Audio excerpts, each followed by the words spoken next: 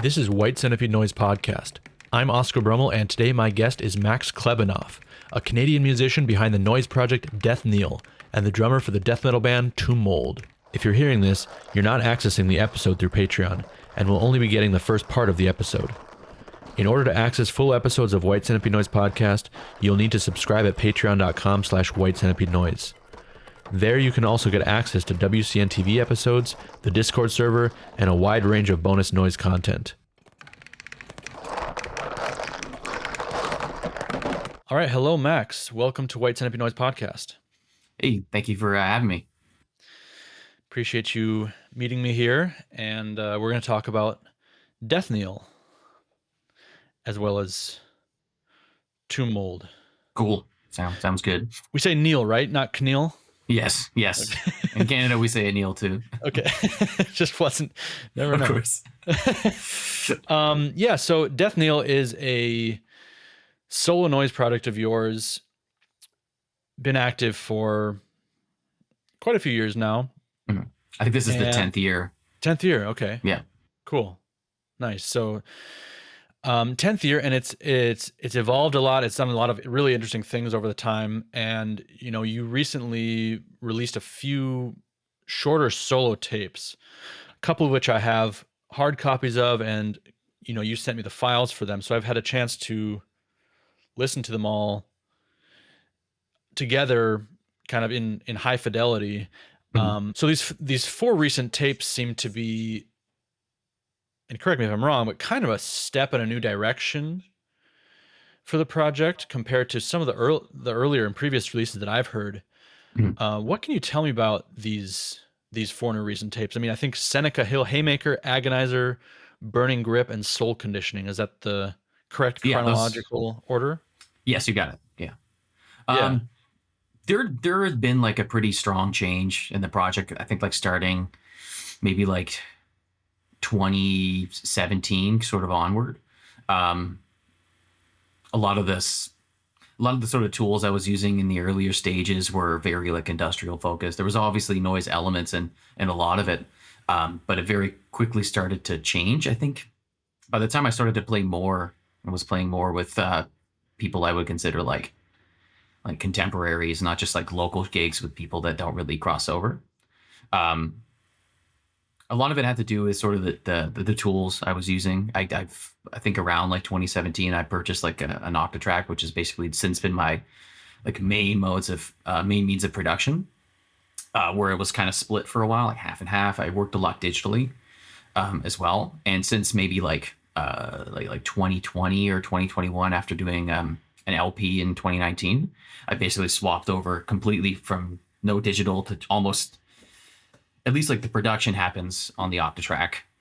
You know, obviously long format recordings are made, but like this is where it all kind of like stems from. But it was a lot of wrestling with my workstation and my workflow. I think I had a very static way of working prior, very structured. I was concerned a lot with meter and things like that. I was using a digital like production station mainly. And that was super restrictive. So I think a lot of that started to bleed in around 2018, 2019. And once I had time to actually sit and work with my material over like maybe, you know, the lockdown over 2 or 3 years, that was when it can actually like develop. I think I just kind of lost. What is an Octotrack exactly? It's like a dynamic sampler. Like a really, really malleable, a very sort of open source sampler where the terminology is very loose and the parameters are very flexible. So it really is kind of capable of doing a lot of things. It's from the brand Electron. I've been using some of their gear prior, like some synths and stuff like that. But I worked with samples primarily. Like I was always an SB404 guy. I had the same one for the longest time, and I just retired it after getting this. But one of the reasons I really liked it, the Octotrack at least, is that the layout was really was linear. It was kind of step sequence, and it chopped and assembled samples in a really interesting way. I'd seen a few people play on it that really piqued my interest. I saw Mukata a number of years ago, and he was basically like live looping live playing kits on the Octotrack with loops behind, but it was very easy to blend and kind of produce like a weird, like choreographed randomness where there was I could arrange things with like a degree of variance, but not like so it's just wild, because I didn't want something that was just loose. Kieran from Negation was like a big reason why I got it as well. I've been using a lot of Electron stuff, and he was like, you should try this if you like the Analog 4, if you like, anything in that family. It seems to like merge your interest in that and sample based work, because basically everything I use now, there's very little is like generative. It's all sample based. Okay. Very rarely is it like processed before it like hits the Octotrack. It's processed before you hit it's processed before it hits the Octotrack? Not normally. I do a lot of like recycling, really obsessed with breaking everything I have, for sure. I don't know if it's just like the drummer in me that I really want to just kind of break it, see how far it can be pushed before it starts producing something really strange. I know you'd mentioned before about breaking pushing your decks, as far as possible into that kind of in the cusp of the red zone to see it's breaking. I do the same thing with this unit where you can load it up with really high bitrate samples, stuff that it cannot handle, and then it starts to overload and crumble and glitch in ways that you can't really produce, like cool. Knowingly from a computer at least. Yeah. And then I kind of resample, recycle until it's kind of dithered into nothing, produces really, really strange tones. But I'd been playing this sort of way and had been more leaning towards a very harsh side of the project since like 2018. And I think the time off helped me commit to it like fully. Right. There was no half measures after that point. These tapes have been easy way to benchmark or like goalpost my progress. Also, it's just an easy way to make sure I have new things, because if not, I would just sit around and just keep recycling my stuff until there was like nothing left. They're short tapes, and they're very intricate. To me, they sound like something that has been very composed, very like worked on. They have a flow to them, but they sound very constructed and complex. How long do one of these like 5 or 10 minute pieces take you to make? And tell me about your process. Is it kind of like a writing process with this stuff, or is it just kind of for sure, definitely. I think it really depends on the tape too. Like the first one, Seneca Hill, was prepped for like a tour, so I sat on it for quite a while. A lot of this stuff it's all like, most of the cuts, it's just like any band where you're doing takes, assembling things. It's not edited at all. Like it's all live cut, and then I'll just record in like 30-second increments or maybe like minute-long increments. Here are my phrases. Here are my pre-assembled or like pre-recorded samples. I have a certain parameters locked onto them. Play with them for maybe like a week or so, and then document however much of that. It definitely does take a while. I think Seneca took me probably like a month or month and a half to like lay down. I was really invested in doing it live off the floor in one take, which just wasn't in the cards. It sounded cool, but not good, not worth documenting like that. But they normally take that long. Seneca and like Burning Grip were really tough ones. Burning Grip took the longest out of the 4. Agonizer was essentially something I made for just a local show here. It was the like first chunk of my set during a tour in August. I just wanted to basically document it for like posterity's sake and just have it. It's definitely different from the other two. It's a lot more of like it's a slower burn. It's kind of a fun tape, kind of, if that means anything. Like I wasn't too concerned with it. I wanted it to just be that one. I wanted that to be live sounding. Like it might as well be like a board recording at like a gig. Sure. But it definitely takes it's a lot of finding sort of like the sweet spot on like the sliders, on like the parameter switches, on my sampler, and then just trying a million different samples.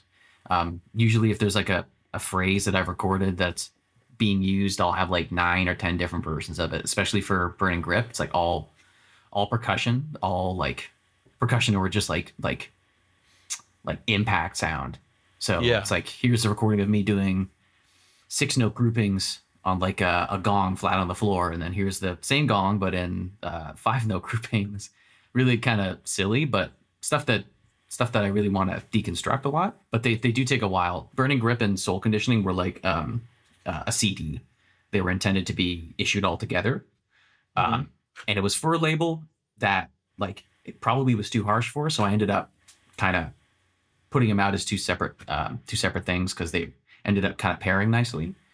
And I've just since done another CD for the same label that'll be like, that's a little bit more intimate sounding. It sounds more actually, it doesn't sound like either of them. I think it's better. I hope it's better. I really hope it's better. Okay. But it's even now, I feel like when I have the material and I play it at a show, then I get it. In my office on like monitors, that really means like just a bit. When I'm in front of a crowd and I have time to let things, the anxiety kind of builds up and you see what matters most in your playing and your performing, then I can be like, all right, now it's time. Then it's time. They do seem to have, I mean, obviously there's percussion sounds on them, like full stop percussion sounds, but a lot of this material, and I think just generally your work, you do hear a tendency towards percussion rhythm, like these impact hits, a lot of and loops, not necessarily in a sequenced way, but how does your mind as a percussionist influence your mind kind of making noise? Does it spill over a lot? For sure. It didn't spill over before, but it's during like when my band was prepping our last like LP.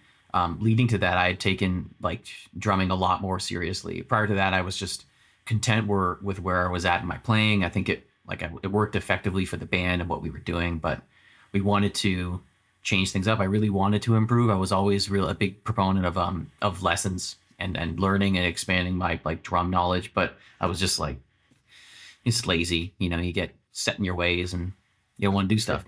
And once I really found my love for it again, I found that bled over into what I wanted to see in my production as Death Kneel. Like I wanted it to have high impact, very, very immediate, urgent sounds, like a fully loaded, like compressed kit, but I think it was just the practice of playing and the ethics where I was trying to relearn rudiments, relearn stickings, relearn like fundamental aspects of my playing. And really deconstruct it in a way where I could see what makes my playing me, what lacks in my playing, how is that a strength? And it definitely bled over into like production. Even just physically, I play the Octotrack now more like a drum set. Like I'm really trying to think of it that way in terms of like even just my grip, like how I separate my fingers, how I'm separating samples, motion. A lot of what I had been influenced by was like, Ted Burns is like a huge like touchstone for like expressive power in drums, really like emotional playing, expressive playing. That was like a big influence for me where it's like, this can reflect like technicality for technicality's sake, like skill and like expressive like mastery. Like I wanted everything to respond just how I wanted it to. Very, very not planned, but like wielded, I try to use as little energy as possible on the kit to get the most sound. It's the same way here. I want things to move and respond in a way that's like fluid. I don't want the impact to be like, or the like strike to be the note. It's the motion that produces like the musicality of what you're doing, where once you've deconstructed every aspect of your playing, every aspect of like your production, then I feel like you can really find your niche or like your nuance that is like you. I think about drumming a lot more than anything lately.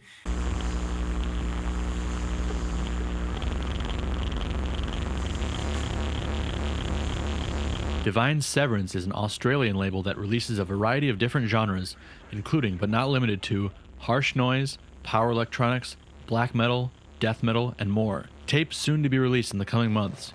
Moore's Fornax, The Death Furnace Demo, Rope Society, The Golden Rim, Astra Telepathica, The Emperor Protects, Puddle, Pulling Back the Layers of Unbridled Joy. Visit divineseverancerecords.bandcamp.com.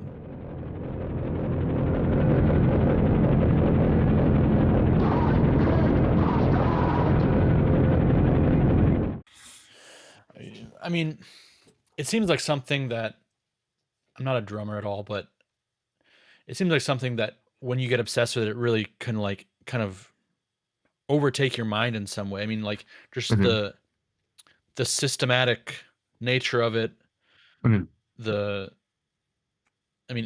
it's fixed in some way. I mean, it's very loose, but it's fixed. You have these points, a lot of variation on the points, but is it something that like you kind of like see when you close your eyes or fall asleep at night, or is it something that's just kind of like cycling through your brain in that kind of way? For sure. I feel like again, it wasn't that way before, but it's like permeating now where I can't not think of it. Where like I used to just be like, I roll up to practice and I'm playing, it's fine. And now I like, I'm like driving somewhere and I'm like thinking like, man, it'd be really cool if I was just like on my drum set, just like playing like stuff like that. Like I'll be like having a brutal day and I'm like, fuck, I want to be there. I want to play. Even if it's like, like just my snare drum or something like that. I just want to play.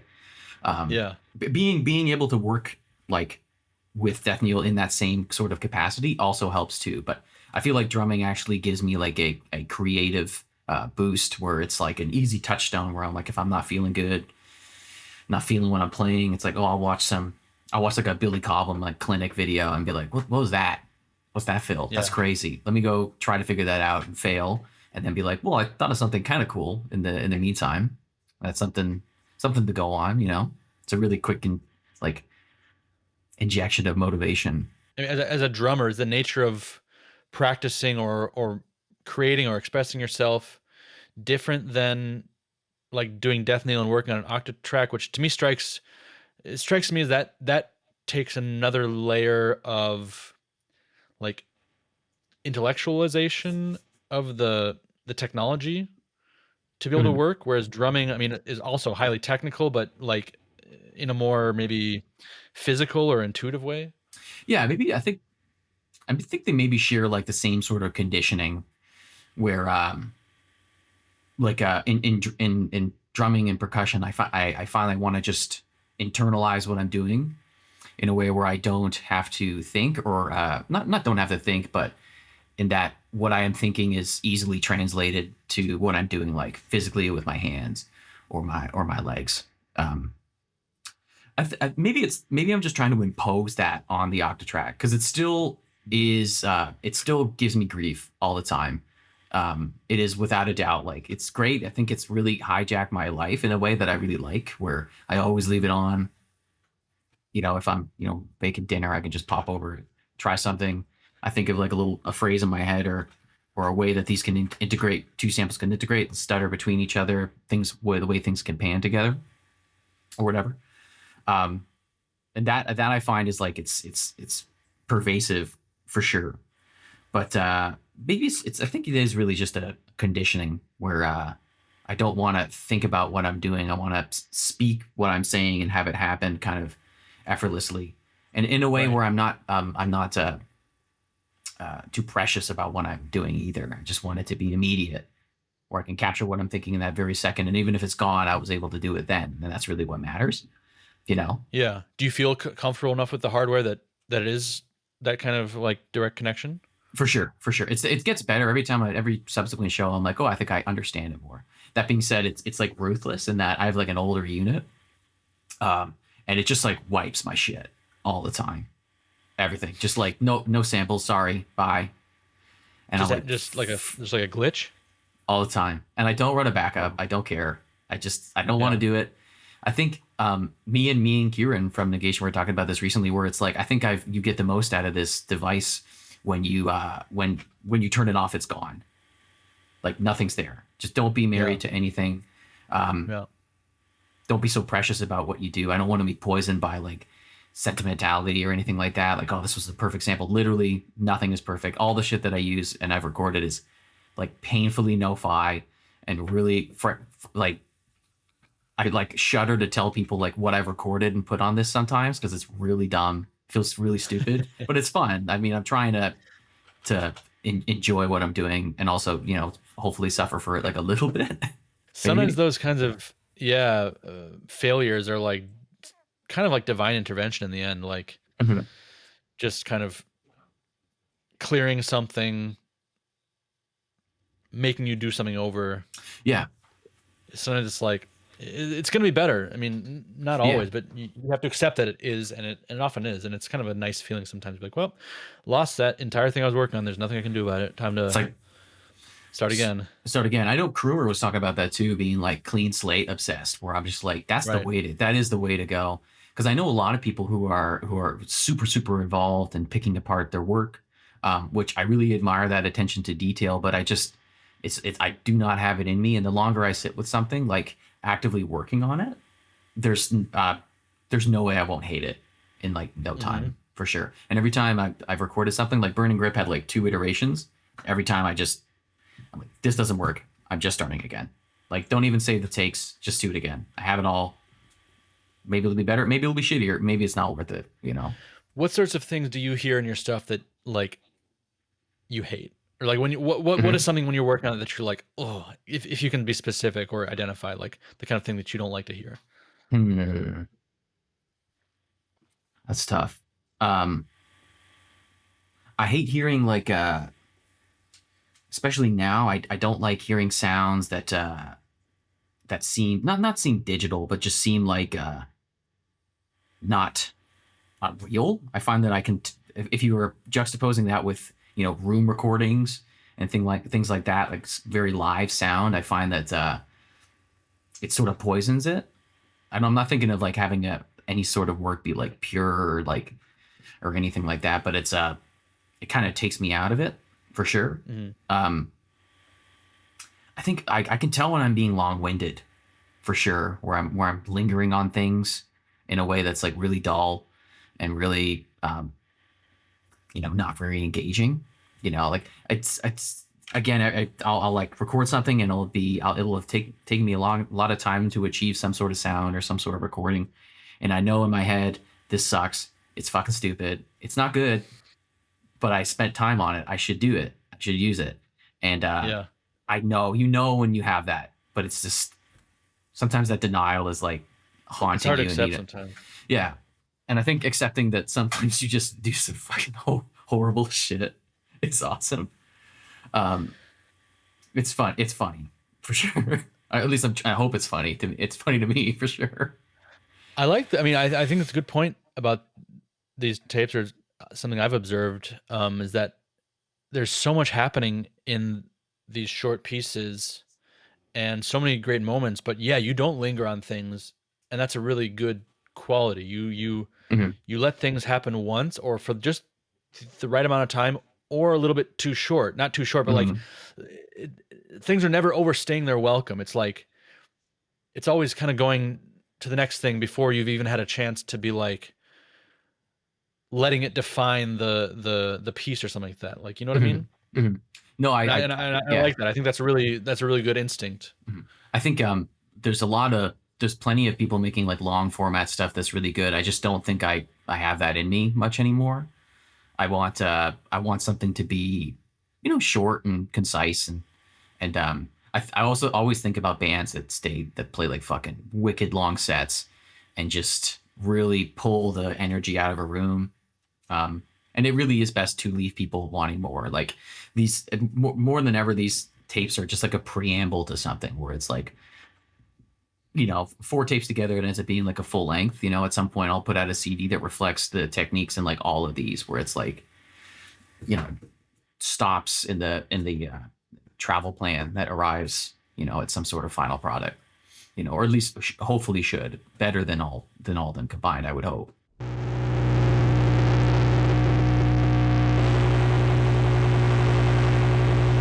The second edition of the Initial Shock Fest will take place on July 6, 2024 in Montreal, featuring Richard Ramirez, The Nausea, Heat Signature, Slime Street, Flat Grey, Skin, Parasite Nurse, Echthros, Deep Grey, Death Glaze, Murmur, Foul, Praxillus Succubus, Come and See, and Splinter Assembly. Advance tickets are available now at initialshock.screamandride.com. An Aftershock matinee will take place the following afternoon, featuring Thin Mountain, Molena, Aaron Altomare, Green Mist, and John Vaughn. Follow Initial Shock MTL on Instagram for regular fest updates including artist bios and more. Initial Shock is presented by Scream and Writhe and Disaster Sources, sponsored by Factor, Pizza Bouquet, and Untitled Zine.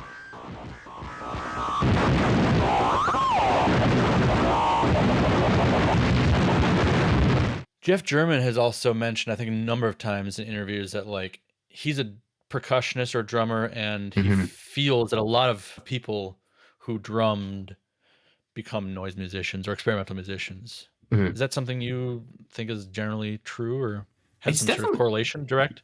I think so. I'm trying to think of some names other than the two that we just mentioned, like off the top of my head. It's kind of tough.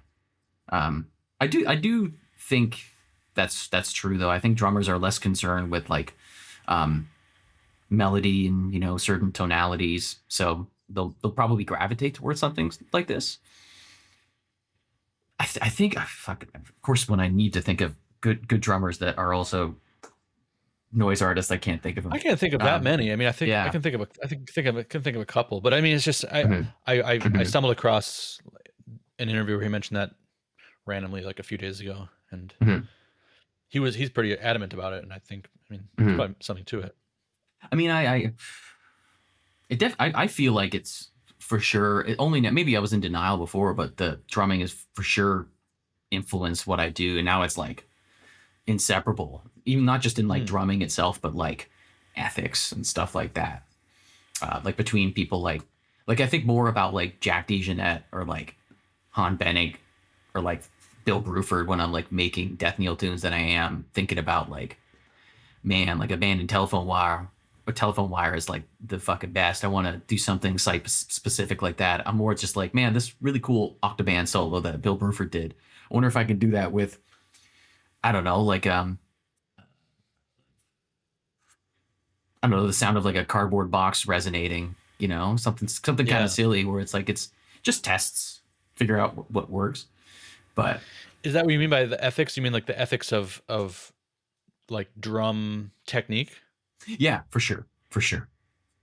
I see like a lot of people, especially people like Ted Burns, who are like imposing. It's like them integrating themselves with their environment, creating a setting where it's like I'm voicing the environment. I really think that's like something that I like. It's encouraging to see, and it is like creatively, I think it's really powerful. That's why Jeff's stuff is so great. It's either site specific or like environment specific, where he's constructed something. Like I saw he did like some performance in LA that people were filming like years ago, where he's got like shells on a snare drum resonating. They're all kind of reaching different frequencies and creating this kind of weird pure rattle tones. I'm like, that's great. A little setting piece. You know, I don't know if I necessarily do that like with what I do, but it's same sort of approach for sure. You know, are there any other like noise musicians that you can think of that aren't from that kind of drumming or percussion or maybe free improv background that you also see this kind of like focus and discipline with their electronics or their method as noise musicians? Yeah, for sure. I think there's a few Matt, who does Moss Harvest, I think is like someone who has really strong like practice and ethic with his tools. Like he is like as far as like tape mastery goes, I think he is like, for me, he is the guy. I have like the utmost respect for what he does, and I really like can't think of anybody who like kind of uses those tools for like expressive things, not just like I made loops and there's stuff on them.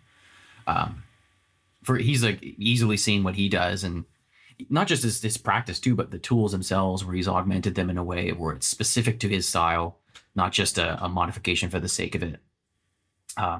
Another guy who's also just like very, very into just destroying things, seeing how they perform to like the very bitter end, not being too married to stuff. You know, he's easily like the only real like collaborator I've ever really worked with. He's on top of that just a very close friend, but someone who's practiced I respect like greatly. Um, yeah, I'm trying to think if there's any other ones. There's a few people here whose strong style I find is really influential, like Spring of Life. I see his work, and I always like there is a strong through line, and there is like a language being developed with every release that's sort of it's building his lexicon. It doesn't necessarily seem like the web is too big, but it's slowly growing. I really do admire that kind of dedication and attention for sure. Just as two, buds, those are really good. Have you ever seen Spring of Life perform live? Does he ever perform live? He is not. No, he is not. I wish he would. Tell me about the album Dawn Simulation. That came out 2023, right? Mm. Yeah, like back half of the year.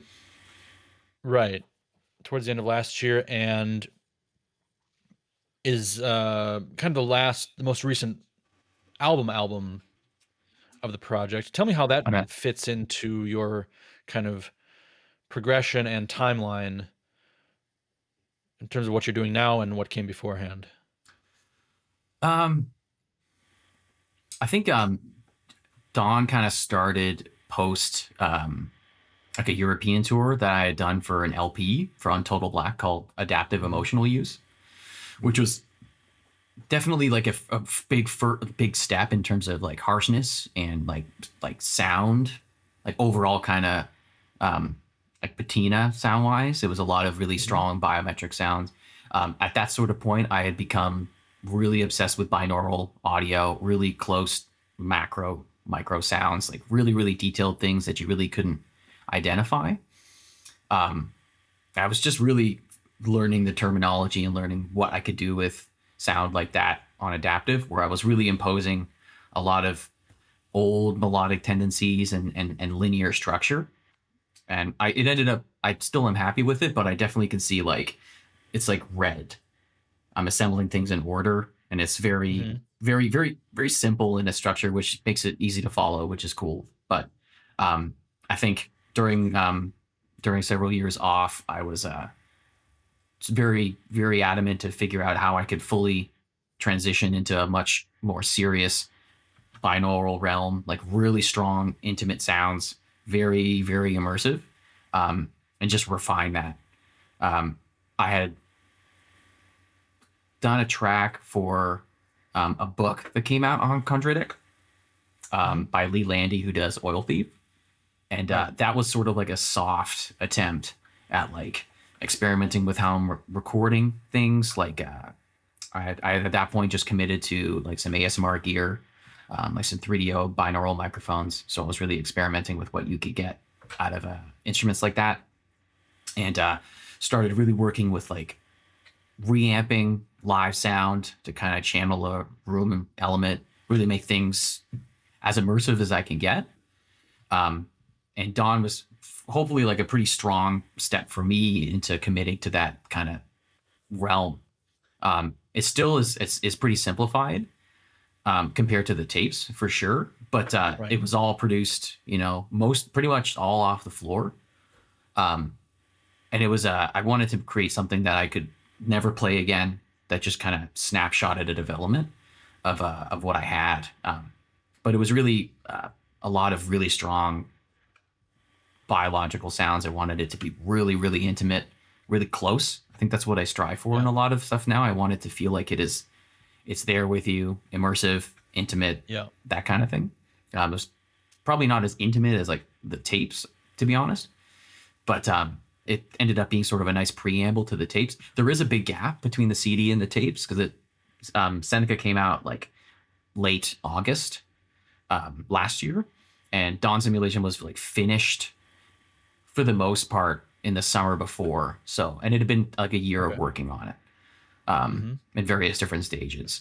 Tell me more about your like production techniques and like the pre-production that goes into these sound sources. And you mentioned binaural microphones, which is something I wasn't aware of, but yeah, I mean, I've been listening to these on headphones a lot, and there's a lot of really intense and, like you said, close, like inside your head kind of stereo field play, things like that. So So can you elaborate on that? Like what you're working with there?